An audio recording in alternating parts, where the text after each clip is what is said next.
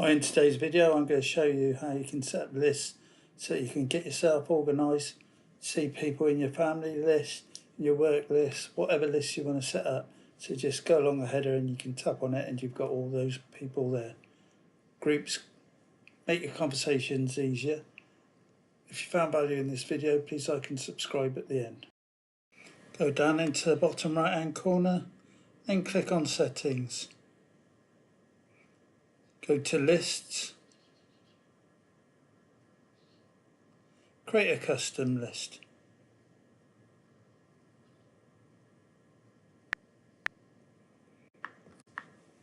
Add your list name. In my case, do one for family. Then add the people or group. There you can see the list. If you learnt something today, go on and watch another video and learn a bit more.